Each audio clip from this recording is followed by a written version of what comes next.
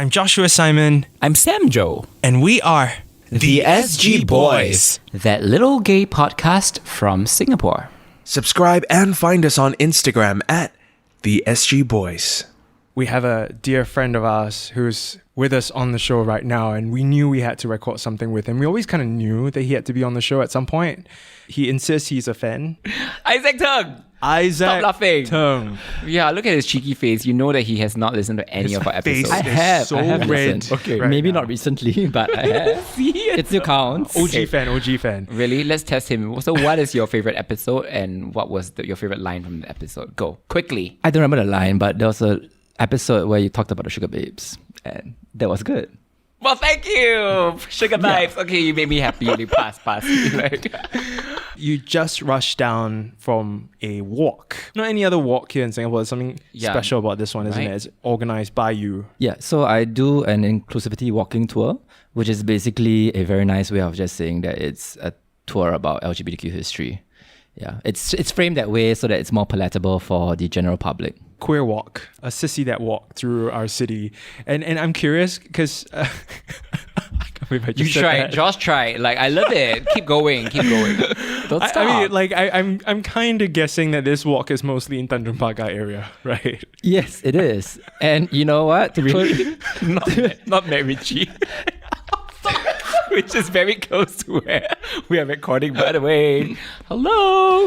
The MacRitchie gays need some love as well. Yeah, but to throw the question back to Sam Joe, what was your favorite line from the tour?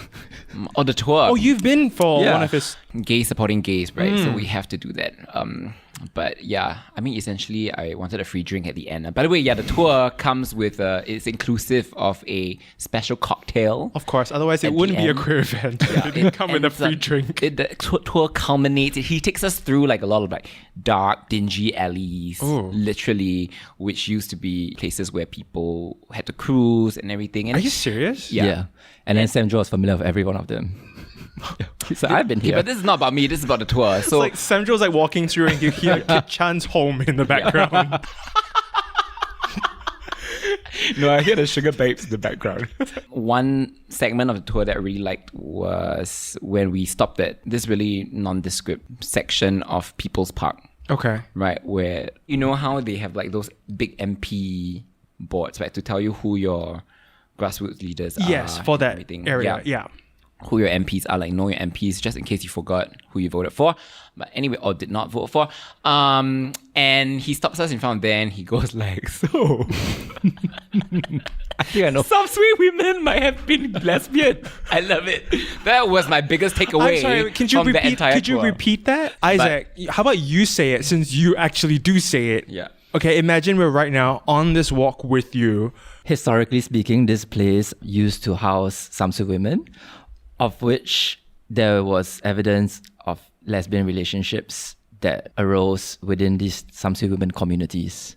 We know a lot about like, Samsui women and how they really contributed to nation building. But in the past, like they built a lot of like, they really carried heavy breaks, and without them, we wouldn't have the Singapore that we have today, right? We really owe a lot of that blood, sweat and tears to build Singapore. I remember meeting one of them as a journalist back in the day also, and she was just cute, the cutest little lady, like, a little cute, plump raisin. As a child growing up, you learn about them in social studies and everything, and how you're supposed to appreciate them. Yeah. But you don't really get taught like, the queer side of things. And course. so I feel like as an adult, like revisiting something that's so familiar with like our childhood growing up in terms of the education that we received and everything, it's so interesting to know that actually there's always a queer lens by which you can look at everything in life, Which we have honestly. not been able to, right? Yeah. I mean, queer people are here. We have always been here. So we study history, and so much of history, we have not seen a lot of queer people represented there.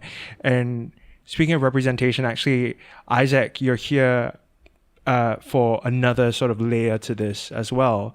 You're the festival director of Short Circuit. Short Circuit is Singapore's first and only short film queer festival. For the 7th edition, it's going to be a compilation of 11 short films from local directors, LGBTQ voices, but with a focus on the LBTQ side of things. Ah, Yeah, because Okay. Lord knows we have a lot of G voices already in queer media. I think people will enjoy it because there's also things like animation, things like voiceover with montages, and then there are some who have been in the film scene for a while. And actually they're quite renowned, like to the point that when I had friends who, saw the lineup, they're like, okay, I know this guy, I know this person. But we also have younger ones who I believe some of them are in school. Do you feel like there's a lot of pressure on you and the rest of your team, right? It's a huge baton that you have taken over in the sense, like, 6 years, big names like Boo Fong and Alfian Sa'at you're taking over from, like. And I'm saying this now, the team in the room. I mean, they're more than this in the team. I didn't know any of them. So obviously when we first began, like we didn't know each other's like skills, capabilities, what we could do. Over time, I think everyone has really just stepped up to the plate and done the shit they needed to do. And many times really impressed. So I mean, like for example, the marketing team, they just know what to do. They get the vibes of everything. They just do the postings and they get the content out. I think everything is actually very well done. So I didn't ever have to worry about, filling big shoes. And in fact, I think Alfian has actually given his compliments on the fact that we managed to sell out 2 screenings. So for context, SC6, 1 to 6 has always been a short substation, and there's usually about capacity of 100 to 150 maybe, and now we're doing like 2 seatings about 200 each. Nice. So that's kind of like double or more than that. And where's the location again? It's at the projector. And where can we get tickets? At the projector's website itself. Okay, so we just kind of look for a short circuit, right? What do you do for a full-time gig, by the way? I'm curious. I'm in creative work.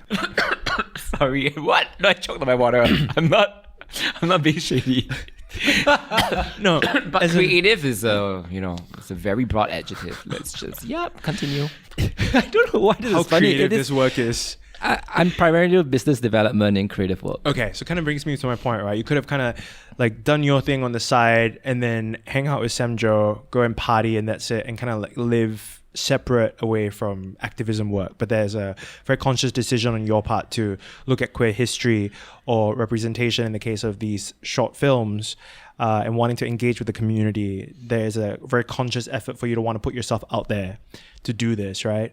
Because even for the queer walks, I mean, obviously it's such a brilliant plan, and I think it'll be very, very insightful for our community, but it's also putting yourselves at risk. You're in public, in a group. I believe there must have been like a quiet moment with yourself that made you want to do this. I got tired of partying. There's also so much to do in Singapore. I think most of us kind of set ourselves into a routine. And my routine back then was just working 9 to 5, Monday to Friday, and then Friday night, Saturday night, go to the clubs, the bars, and then have drinks, and then rinse and repeat. And after a while, it's nice. I mean, I'm not discounting the fact that you make many friends and you have good experiences, but after a while, I just kind of felt that, there needs to be more than this and more productive. Yeah, not productive in a monetary sense all the time, but just productive in the sense that if you can help people or you can do more, then why not just do it? Because it's just more meaningful. No, yeah. I mean, I like that and I respect that for sure. I mean, we're doing something with this podcast as well, right? But I mean, I was asked this recently as well, why bother? And when it comes to sort of the queer walk, when it comes to the film festival, even sometimes within our own queer community, we ask like, why bother doing that? Someone else will do it. Or let someone else who has the knowledge or the resources or a ton of money, let them do it. Why put yourself at risk? Or why put yourself out there? I don't think many people would do it. The chances of that happening and the frequency of that happening is not as often as we think, Yeah. If not, there'll be a lot of countless other like queer organizations helping the community. There are many, but it's not like they're bountiful, to the point that you can't count them in one hand. The funny thing is that you have so many bars and clubs, queer bars and clubs, and you know them by heart, but when you really think about other things to do related to queer activity, healthy social activities, right? Yeah, it's not always there. And then especially during the tours, is that you have a community of queers who don't always just go to the bars and clubs, and some of them, they don't like it, they feel uncomfortable with it, or some of them to the point that they hate it. But then there's nothing much else for them to do, aside from engaging in like sports activities with different groups. But sometimes they just want to do something more than that. And why not just create experiences for people who want to do this kind of thing? Yeah. I love that. Yeah. Sometimes they want activities that are, not in the dark. Like, no, it's true, because a lot of, correct me if I'm wrong, or maybe that is the LGBT lifestyle that I have gravitated towards. But a lot of it is nightlife, is what I'm trying to say, right? But what if you want to see each other in the day and just want to kiki over coffee? No, yeah, I think we've over, highlighted like out in SG and how like Yeah. You know, I think to sort of Isaac's point, I think we would have benefited from that early on. Oh, if yeah. such walks existed at the start. You learn about history. A lot of us still at this age, 30s, 40s, we don't know our queer history. And so it's nice that this exists now.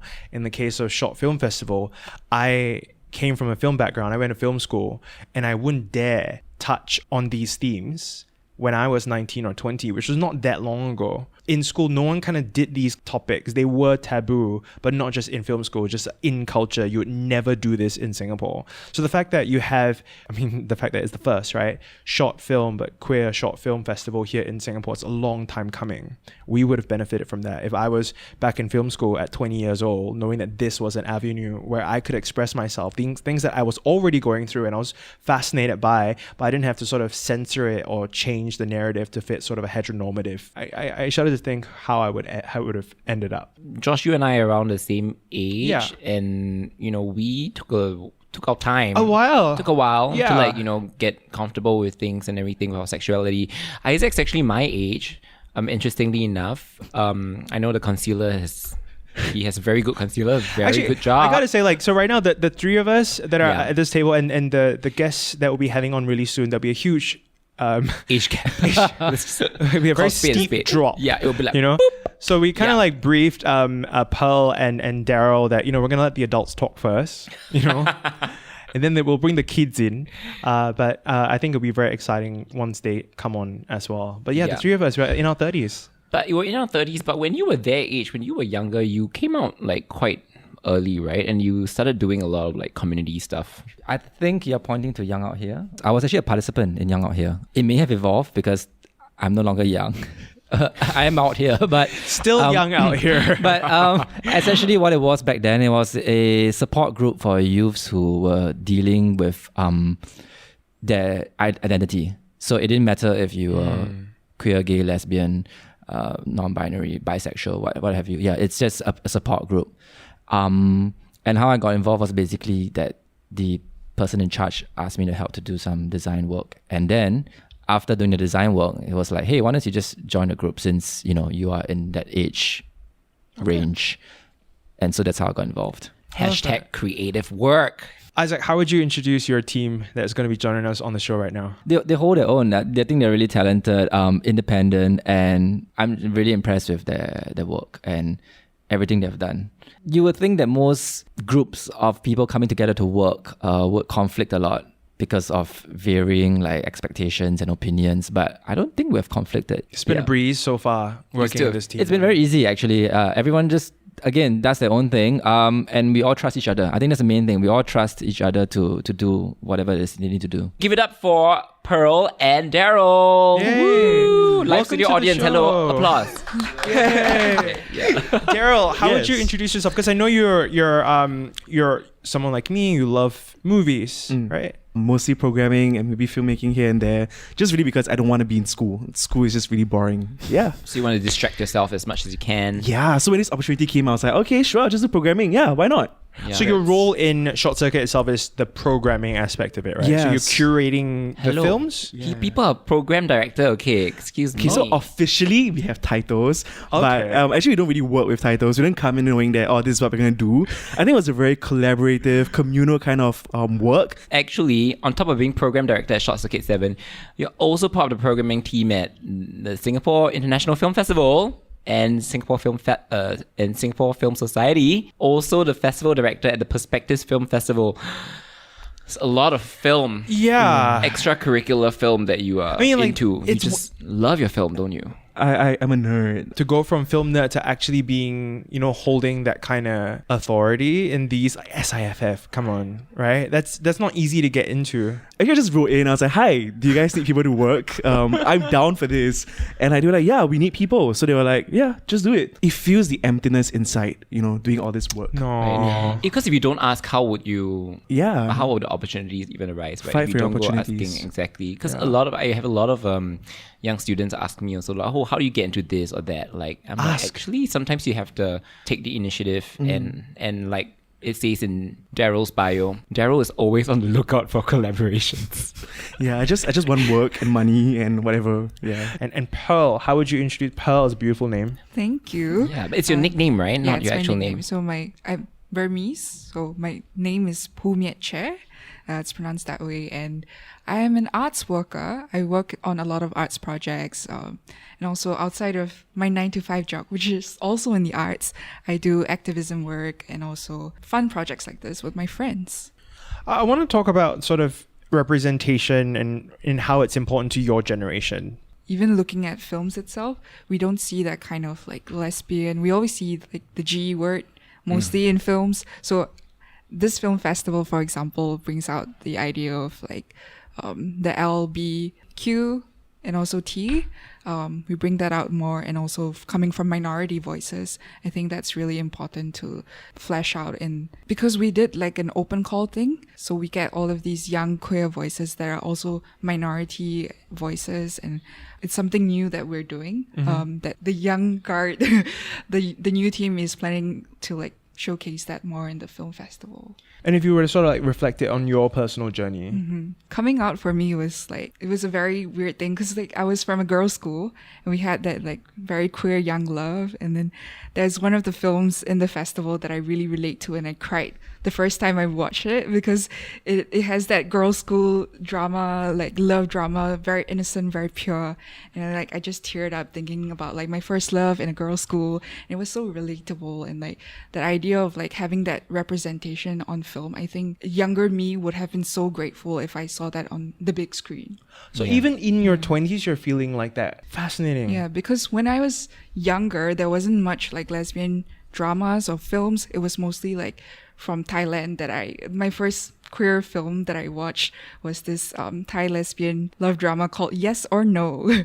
It was by a very hot butch and like and like a very femme. Like now we see like more diverse kind of representation in film, especially for, like WLW films. Samsui, I think what this also then shows us is that, you know, because we look at them like they're already young. So if she's saying They're that still young. Yeah. So if they're saying that, hey, we would have benefited from this when we were younger, that means there's also been that need for these films to have been there in their life when they were even younger. Yeah, I think it's also like, you know, sometimes like even for the younger generation, you may have grown up in what do you call it, an environment or like an ecosystem where there are resources and there is more representation compared to say our time, for instance, right?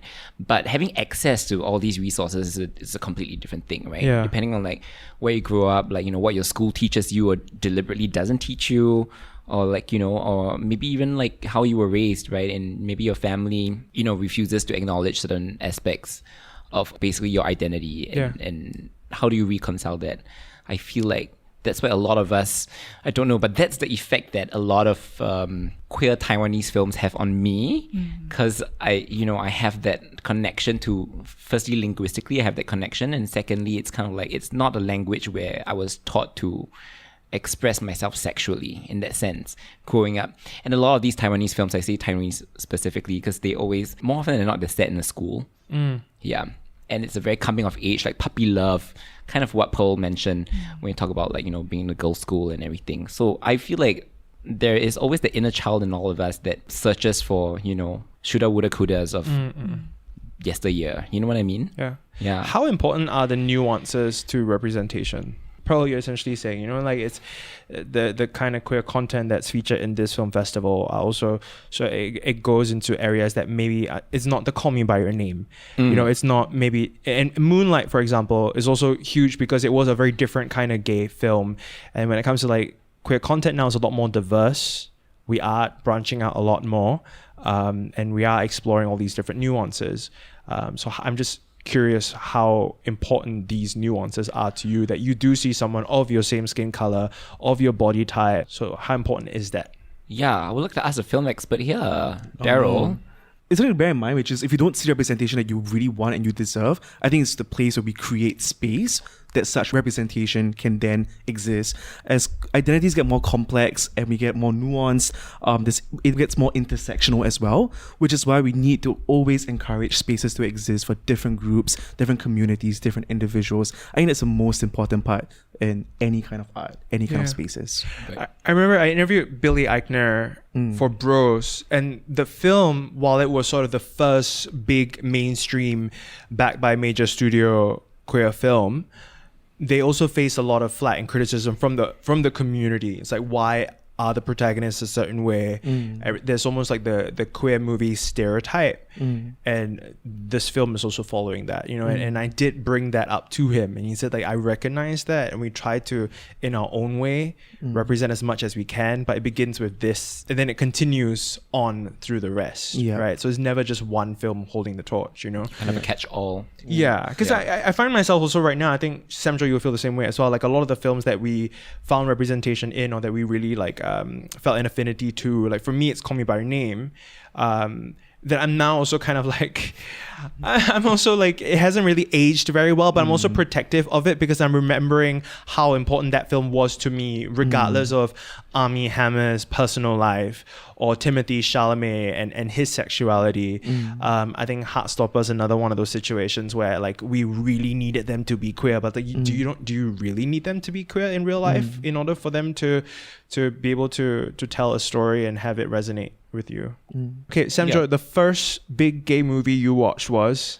Probably Brokeback Mountain. Yeah. And it was something that I think we talked about this in previous episodes also. We couldn't go to the cinema to watch it. Like, I'm not even sure if it was screening here.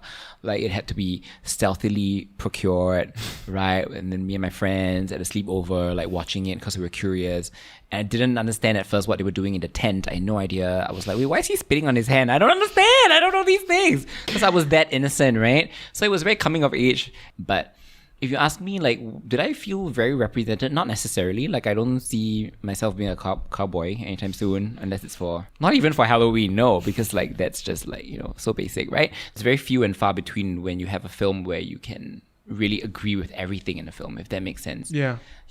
Like, there will definitely be something you find fault with, or something that goes like, oh, that doesn't really, it doesn't really gel with my reality in that sense. And I think that was the issue with films like Brokeback Mountain for me. They were not people who did the things that I did. Like, I still don't know how to ride a horse. You know what I'm trying to say? So, but there was something I would love in to there, but there was something learn. in there, right? Yeah, there was something in there. It was kind of like almost like chipping away at the surface. You know? But I still credit that film for opening me up, my consciousness up to like a lot of things which I'm now more familiar with, like spitting. Yeah. I agree with what you're saying, Daryl, and I think that's where we are currently in the discussion of how much can we represent or see ourselves in these characters, and beyond LGBT. I mean, Disney's been doing that with their live action adaptations, for example, right? So they're trying as much as possible to represent as many different groups as possible. But I'm just coming in with the alternative view of, we find like certain traits or attributes in other characters, and we find an affinity and we feel a closeness towards them, and sometimes it doesn't need to be fully represented all the way through, because otherwise we'll always find something to nitpick on, is what I'm saying, and we don't have to like fight against it. I was having a conversation with a friend of mine who does not watch BL series, for example, because it's always a specific type of body build, specific type of skin color, there's almost a stereotype to it. But I also don't want them to hate on it, because that is representative of some people as well, and it's also a big population of people that mean something. This Thai BL will mean something to Thai people as well. It may not be for you, but it'll mean something to them. So we shouldn't knock it, and just because it doesn't speak to me does not mean it can't speak to someone else, is what I'm saying. And if we actually kind of look closely, we will find what matters to connect us all. By the way, at this point, I wanted to point out something very cute about both of them. Like, firstly, they come in here looking so adorable. Yes. Like, Pearl is dressed like... Can we talk about Pearl's shirt? It's giving... Describe. She looks like a tour guide in the best way possible. The best way possible. I could actually take over Isaac. You could take... Yes, please. She's wearing all the colors. All the colors of the rainbow, but it has a green base, which I love. It's very earth in nature. That's right. She's got an emerald LG theme going on. Moment going on. Which we even love, with the nutritious. hello green eyeshadow Yes. with the purple specs glasses. Septum piercing, her earrings. Yeah, and even talking about purple and green, there's a purple and green alien pendant that you have. It's a What's QP that? baby. Is there a name for this baby? Yeah, it's a Dragon Ball Z QP baby. Wow. Yeah. Okay, cool. It's Okay. nice to know Dragon Ball Z is still alive in their generation. Oh, it's Dragon Ball Z? Yeah. Oh, I didn't recognize. And then Daryl, that's so cute. Daryl, you're Daryl- wearing a t-shirt that gives you away. It says cruising. Cruising the Caribbean, all of the Caribbean. Yeah, my partner chose it for me because I don't really like to pick clothes. You guys know I always wear the same shirt, my school shirts. So I was very lazy today. I was just like, you just pick something out for me. Who's your partner? Is your partner Yetu? No. What? Yetu, by the way, another of their teammates who is laughing in the audience. Why are you? Oh, he's not laughing, he's choking. Okay, please don't be rude. Daryl is right here. Daryl is right here. Okay, no. Okay. Off Yeah. the record. Yeah. we'll just Shout say out later. to Okay. your partner. Yeah. Let's not be shy because, like, yeah, in terms of partners, like, you know, we've had lots of Josh's ex-partners on the show before, so it is free game. Is what I'm saying. It's a fun sesh we're having. Speaking of fun, Daryl also has a nice little cute notebook in front of him. This is the He first has time been that someone is scribbling. taking notes Yeah. during our podcast. No, the ADHD just gets everywhere and the thoughts are everywhere. Just need to like put it down before I Right. like lose track of things. Right, maybe I should do that. Then we won't cause Josh so much grief during post-production. But no, thank you for taking this so seriously. I love it. Like, you remind me of that scene from The Face where Naomi is telling Naomi Campbell, right? You know, telling her models. They don't know Giving who's them- Naomi giving- Campbell, Sam Jo. You don't Who's know? that? I think it's a different generation. Wait, I'm Wait. sorry. No, What? I know Neil. Did you my just God. hear that, dear listener? This is a queer human, okay, who just asked us the audacity, the gall, the gumption. Who is Naomi Campbell? Cancel me right now. She's basically the founder of Campbell's Soup. You know, the mushroom soup that you drank growing up? Are you for real? She's the queen. She's the moment. She's diva. Yeah, that explains nothing. That's what you used to describe. That's everyone. Yeah. Okay. Naomi Campbell is basically one of the Model. earlier like- supermodels of the world. Like, she was like in the Sam Jo, we will not have time on this podcast. Okay. to do Anyway, this. please go I'll Google her. I apologize. Please go I'm Google not her. clear enough. Yeah. But I'll do it now. yeah, but all I'm saying is that anyway, back to the reference that I was making, Yeah. where she had this modeling reality TV show where she was a coach and mentor and she was trying to give notes to her, you know, mentees, and she basically told them to take notes. Because they were not taking notes. All I'm trying to So say that's is where we're that going. yes, all I'm trying to say is if Naomi were here in the room right now and Right. if she sees you taking notes, she would be Right. so proud of Thank you. I hope you're proud of me. I am Thank proud you. of Thank you. Thank you. Yeah, you're welcome. I'm going to throw on a question that could be, I don't know, slightly controversial. What do you say to queer people who say they don't watch queer films? And they'll say, it's just not my thing, you know? And that's fine. I'm just kind of curious to know where we are with this, right? And with a short circuit film festival, everyone here should go and participate, support each other, local queer cinema as well. But there are people who are just like, actually, if it's queer film and queer Singapore film, that I definitely don't want. Yeah, especially the Singapore part. Because Yeah. they'll be like, oh, it's not Hollywood. Like, why do I even bother? Exactly. Right? Great There's point. a lot of like locals hating local. Exactly. Like if they Art. see their own like pageant queen, they won't support it. They'll change channel. Yeah. Is what Kuma will always say. Yeah. Because they feel like, oh, the talent pool here isn't big enough for it to be of, you know, any good. I get you. I mean, like we think about Singaporean works, it's not just queer works, but when you think about listening and watching people, when someone has an accent that's not Singaporean, very Western, we start to give shit to them. Yeah, Joshua. Yeah, but then when they sound like very Singaporean, you know, like you talk like an abeng or whatever, then everyone gives shit to you also. I think we're just not very comfortable with identity. And I don't think it's just national identity, but even a personal identity. And when we talk about queer specifically, I think maybe we are very uncomfortable ourselves with our own queer identities, which makes sense. I think we're still figuring things out as a community in Singapore, and it takes time.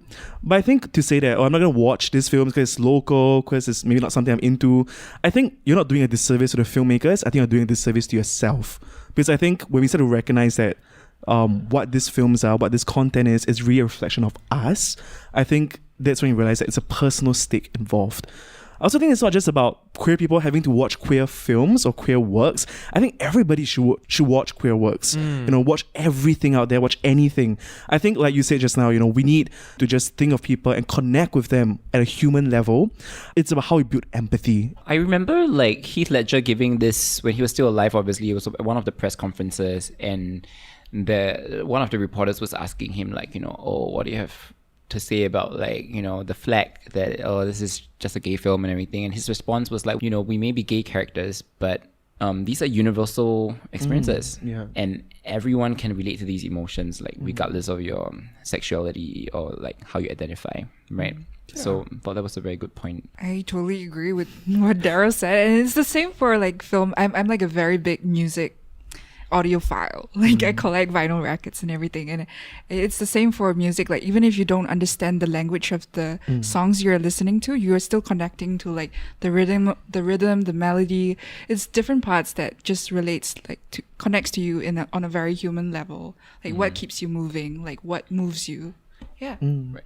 So I want to hear actually what are your favorite films from the lineup of 11. I'm guessing yours is the schoolgirl one. What is it called? Like, it's can you called give a shout out to that Vigil. film? It's by Avery Reyes.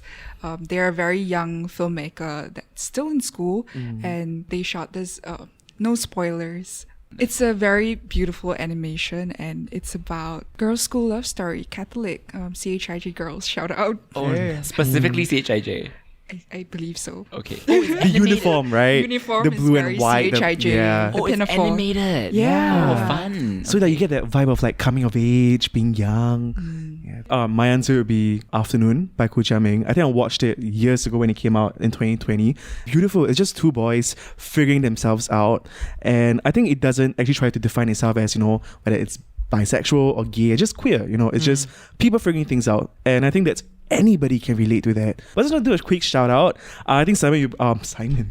No, it's fine. Joshua, I think you mentioned previously about how back in school you didn't really make queer content. Yeah. I think something that's interesting is that we have a lot of films in Short Circuit that is actually by current students. I think Pearl, you brought up Vigil. We have films like SMRTPs, played by a student overseas, based abroad. We have films like Playing Pondan, which is a look at queer brown stories. And it wasn't even a film that they did for schoolwork. It was just a film that they wanted to do as a passion project. We have two students from the South as well, Rani and Crystal, who just responded to some prompts of a poem, and they made a whole film of it, and it's beautiful. We also have students like Wayne Lim, who did a documentary called Unlearning, Relearning, looking at stories of queers struggling with their own faith. So I think it's really impressive, and I think inspiring most of all, to see young people figuring their identities out through the medium of film. And I think being at Short Circuit, just being there, watching these films, I think you feel proud to be queer. And I think that's what we're going for. Nice. Yeah. And you don't just get to watch the films when you go, right? There's a Q&A session with the filmmakers as well, I'm guessing. Yeah, but you don't get all of these filmmakers in like one sitting. And like any other places, this is one place where you get all these queer filmmakers or filmmakers about queer stories being here. I think that's a really exciting part. Yeah. So it's interactive. It's a time for even sort of the audience to be a part of something, engage in conversation as well. Once again, can we get the details of where we can get tickets? Yeah, I know it's a bit hard to get tickets right now. Yeah, so just get tickets on projector.sg. You can find our listing there. We have just few seats left. So if you're listening to this, get it fast, because for all you know, it might be sold out. We'll be having booths by the Tea Project and Uga Chaga, which is where the profits will be going to. Like 100% of the film screening profits will go to Tea Project and Uga Chaga to continue supporting their efforts. And also we're also bringing in queer zine makers based in Singapore, as well as Ethos Books, who have curated a selection of 15 titles by queer authors of queer narratives available for sale at the projector. All right. Pearl, I'd like to know, going from you're an artist, Pearl, and obviously this is a collection of art from queer filmmakers, queer stories, and the audience is going to be there. It's going to mean a lot to them as well. But if we could also just touch on sort of the importance and the brilliance of creating queer art or expressing yourself through film, through music, that decision and how empowering it is to do so. If you could touch on that. As an artist myself, I also add themes of queerness into my own practice. Like I would touch on like how I felt as a young child and like how the way I present myself, the way people see me as a person. Like I touch on those kind of topics in my art itself. And I think it's very important to see artists use art as a medium to kind of express themselves. You have this sort of outlet to like rant that kind of obstacles that you face from the public or the surrounding who might not be so approving of you just taking up space. I think it's holding like art as a medium. It holds space for your identity and like being proud of it. Yeah. Yeah. For a long time, for a lot of us creators, we'd feel like if we were to talk about sexuality or bring in that means no one is going to watch our film, or our film is going to be sort of blocked either through censorship or very limited opportunities to have it be out there. So I think having a festival such as Short Circuit kind of like cuts through that and says there is a home for the content that you create. What matters is to keep fighting for that space. I think the more we emphasize the space that we want, the more the space has to be created for us. We think about, just recently we had Naomi Campbell, Liu Lo, whose performances were not allowed to continue because of certain queer themes. I think these are ridiculous things that's happening in our society still.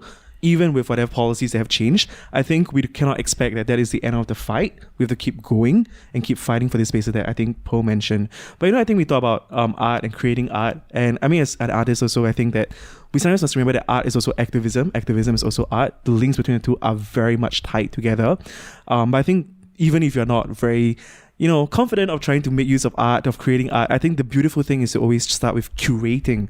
I think everyone is a curator. Think about curating your Spotify playlist or doing something for your friend, a certain zine or whatever. I think that's really where you can start to put together what's out there, to know what is lacking, knowing what's a space that you can put in as an artist maybe in the future. And then from there, use that as a way to find out what's out there in the space, create a space for yourself, create space for others. We could end it right there, but I'm smiling so much right now because I feel so hopeful, right? That people like you and Pearl are the new generation, so to speak, that is taking us forward. Because you're obviously very passionate, that's a given, but it's clear that you care a lot, and it's clear that you care about the community as a whole. I agree. There's so much fire in your voice. I mean, it's more than just sort of like articulate and outspoken, the two of you, but it's more of like there's so much like assurance in your voice, you know, and that desire to like not take the status quo for granted, right? And we just want to chime in because this is a note I wrote really early on back in the previous conversation. We've talked about young, old gays. We've talked about starting young, starting early, starting late, being late bloomers. But actually, when you think about it, the fire that you mentioned for Pearl, for myself, I think it's really because of the generation that came before. With podcasts like this, with T42, even before with Alfian, with different creators out there, Jun Feng, Shu Ming, whatever. I think it's because people like you guys, like everybody else came before us. I think it's that the space was created for everybody else. That's why the next generation is here to keep fighting for the next spaces. And that's something to bear in mind. I think there's no such thing as early or late. It's just that at that point in time, this is what there was.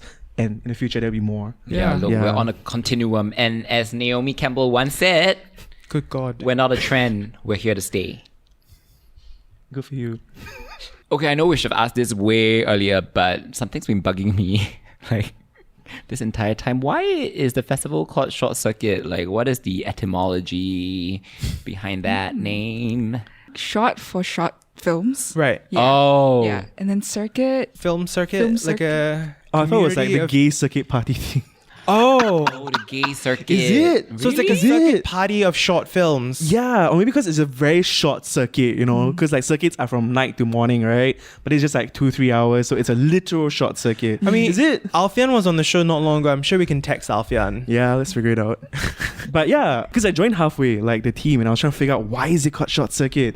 And to myself, I think there's this whole philosophical and literary theory about how society functions like a circuit, right? This is a system that is supposed to be. I mean, we're familiar with things like circuit breaker. We use this terminology and phrases a lot. Oh my God, the trauma. COVID. The trauma, I'm sorry. My goodness. Sorry for bringing it up. Trigger warning. I'm sorry. But yeah, no. Yeah. So it's also about how we need to short circuit the system sometimes, to shock the system, like to think about the fact that what else is out there, to look at what is not normal, what is not the always being seen by the society and the system, to shock it, to go through a short circuit literally, to see that queer voices exist, queer films exist. Alfian is listening to this right now going, yep, that's a better definition. We're going to go with that. Actually, while you were explaining, I texted him and I asked him, so as and when we do have like an official comeback on that, we will we might include it as a note, as a footnote in the comment section or something. Yeah. If not, let's take it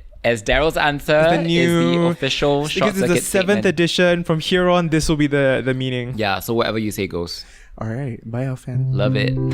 I'm Joshua Simon. I'm Sam Joe. And we are the SG Boys. That little gay podcast from Singapore. Subscribe and find us on Instagram at The SG Boys. The beliefs, views, and opinions expressed on this podcast are attributable to its hosts only and are not intended to malign any religion, ethnic group, organization, company, or individual.